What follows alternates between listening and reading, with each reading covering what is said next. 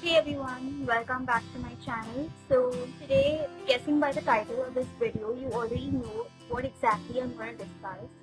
Also, don't worry if you are a commerce graduate or if you're not a commerce graduate because I have not used any extensive terminologies, and if I have definitely made sure to break them down so that nobody would be at a disadvantage. So today's video is divided into three parts. The first, why you have to make a choice between saving and investing. Number two, six key questions that you need to ask yourself before you make a decision. And three, the 5 key takeaways from this video. So let's start. So why do you need to make a choice between investing and saving? So whether it's your first month at a new job, or maybe it's a year, or whether you've just decided to start using your finances properly or putting it to effective use, the bigger question is, should you save now or should you invest? So whether you have studied commerce or you have not studied commerce, everyone knows the fact that money in an investment grows at an interest rate, and through that. But making the right investment in the right way and at the right time is also equally important. I remember my first trip to the bank when I went to make an investment. I did not calculate my funds, I did not do any research, and thus I relied completely on what the customer service or the salesperson was telling me, and I believed him, and that's how I went in for my first investment. But realizing that I have made a small blunder or a small mistake, and I would like that if you are about to make an investment or if you are thinking of an investment, you shouldn't make the same mistake that I did. There is one very small but very practical term in finance, and you do not need to be alarmed by it, nor do you need to learn it, but just try to understand what I am saying, and this will help you make a good decision between saving and investing, and what is the exact relation between these two terms. So this little concept is called the time value of money. It only means that money today is worth more than what it would be in the future. To give you an example, say suppose you have 100 in your hand and you are able to purchase 10 items costing 10 bucks, and tomorrow the price of those items becomes 11 bucks, which means you will have to forego one item from the list of 10 items.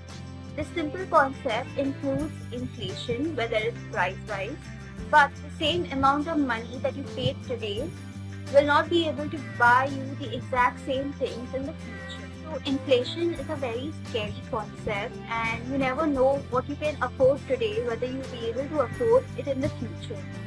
But more than living for the future, you have to live in the present, plus you have to survive it. And here is exactly where the decision of making the right choice at the right time comes in.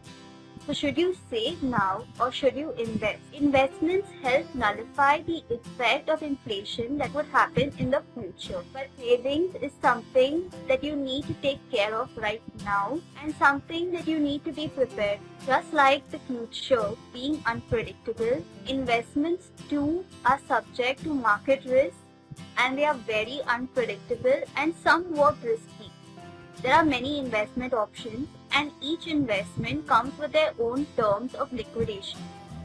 By liquidation, I mean how fast an investment can be converted into liquid cash that is usable for your day-to-day life.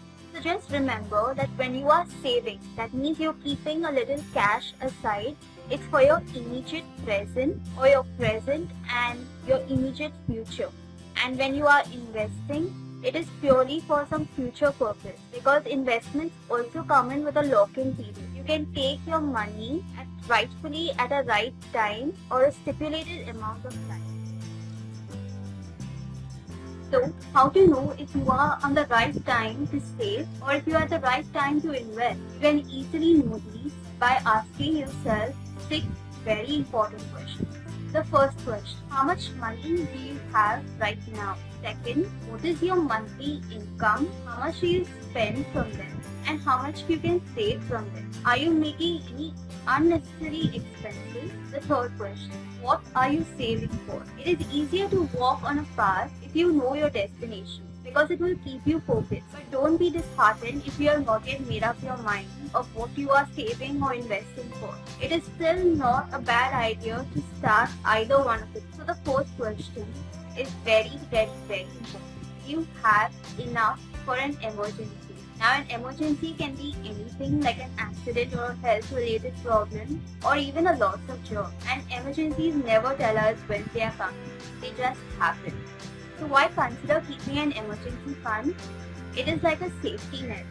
It helps protect you at the time of need, and with the future being so unpredictable and with investments coming in with their lock-in periods and terms of liquidation, it is very important that we have separate cash with us that we can use at the time of requirement. So I'm not telling you to keep cash filled lockers, but you keep enough money in your bank account which you can withdraw when you require. So the fifth question is in relation to the fourth, that is, how much emergency fund or how much money should you be keeping? So if you have at least 3 months salary with you, then you should definitely consider doing the proper research and thinking of a good investment option. If no, don't be disheartened, start saving, and when you reach a good goal or a good to go amount which you can just keep, then think of an investment option. And lastly, the sixth question, how much money can you save each month? This will also help you pick the right amount or the right investment option. So what are the 5 key takeaways from this video? The first one, unlike what we were taught in school and colleges, the economic equation of income minus expenditure is equal to savings plus investment.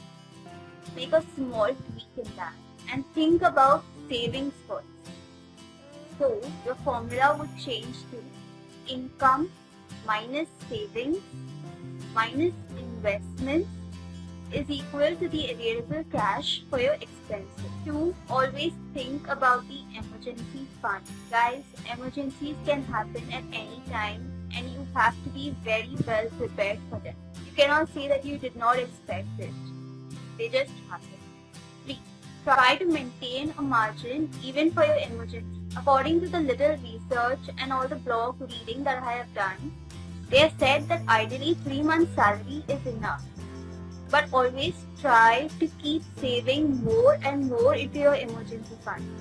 So even if you are starting an investment option, make sure that all your savings is not going into investment. You are still able to save at the same time you are able to invest. 4. Do a study or a thorough research as to which investment option would be the right fit. Regarding the investment mistake that I did and mentioned earlier, was when I went to the bank, I went with a simple intention to make a small FD. But the person or a customer care executive literally convinced me into putting an SIP. And I would say it wasn't the right time for me to start an SIP because I was not working at that time when I entered the bank. And so I always had this little stress with me is when the money in the bank gets over, what next? And that's why it's very important that you have a stable income and a stable way of having a monthly investment if you are planning something that is going to be done on a monthly basis. And 5.